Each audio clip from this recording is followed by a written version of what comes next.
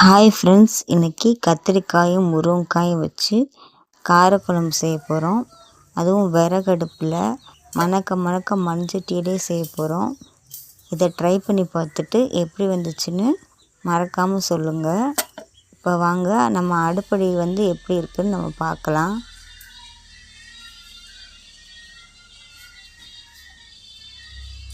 எங்கள் வீட்டு அடுப்படி உங்களுக்கு பிடிச்சிருந்துச்சுன்னா மறக்காமல் சொல்லுங்கள்.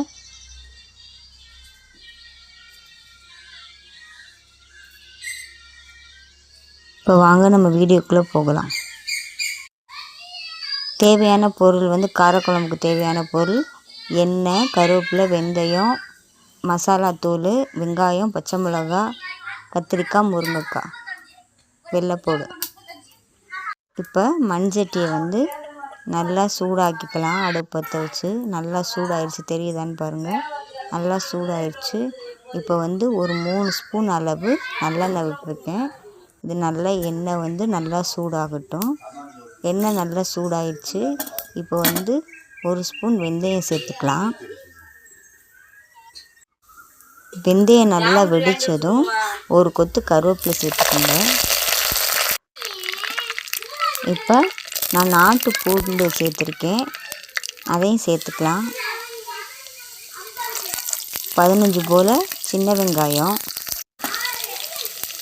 பூடு நான் ஒரு 10 பல் சேர்த்துருக்கேன், சின்ன பூடுனால. நீங்கள் பெரிய பூடாக இருந்தால் ஒரு 4 பல் சேர்த்துக்கணும், ஃப்ளேவருக்காண்டி சூப்பர் டேஸ்ட்டாக இருக்கும்.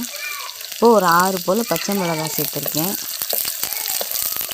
அதையும் நல்லா வதக்கி விட்டுறலாம். இப்போ ஒரு 5 தக்காளி சேர்த்துருக்கேன். இப்போ காரக்குழம்புக்கு தக்காளி அதிகமாக இருக்கணும், புளி கம்மியாக சேர்க்கணும். அப்போ தான் காரக்குழம்பு செம்ம டேஸ்ட்டாக இருக்கும். நீங்கள் ட்ரை பண்ணி பாருங்கள். நல்லா வதக்கி விட்ருங்க. தக்காளி நல்லா வதங்கணும், அதுக்கு கொஞ்சமாக உப்பு சேர்த்து நம்ம வதக்கிக்கலாம். தக்காளி நல்லா மசிய வெந்தால் தான் நம்ம குழம்பு நல்லா டேஸ்ட்டாக கிடைக்கும்.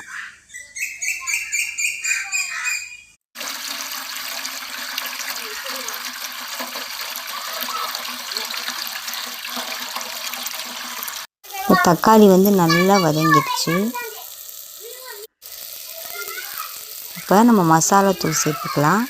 2.5 ஸ்பூன் அளவு குழம்பு மிளகாய் தூள், 1/2 ஸ்பூன் தனி மிளகாய் தூள், 1/4 ஸ்பூன் மஞ்சள் தூள் சேர்த்து நம்ம நல்லா வதக்கிக்கலாம். தக்காளியோட நல்லா எண்ணெயிலே வதங்கணும், அப்போ தான் குழம்பு நல்லா டேஸ்ட்டாக இருக்கும்.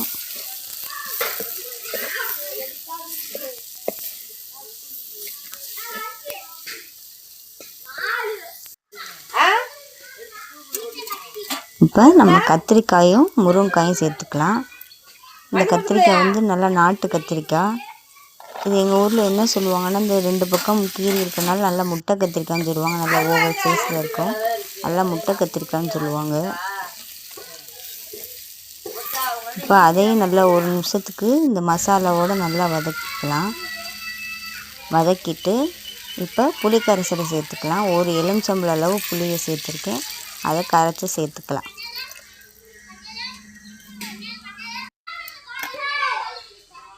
சேர்த்துட்டு தேவையான அளவு தண்ணி ஊற்றிக்கலாம். இப்போது 1 ஸ்பூன் அளவு உப்பு சேர்த்துருக்கேன். சேர்த்து இப்போ நல்லா மூடி வச்சிடலாம். நம்ம நல்லா கொதி வரட்டும், ஒரு 5 நிமிஷம் நல்லா கொதிக்கட்டும்.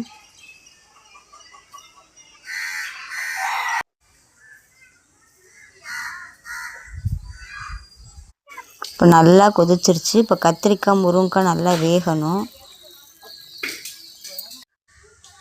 இப்போ பாருங்கள், கத்திரிக்காய் முருங்கைக்காய்லாம் வெந்து நல்ல எண்ணெய் பிரிஞ்சு வந்துடுச்சு. சூப்பராக ரெடி ஆயிடுச்சு நம்ம காரக்குழம்பு.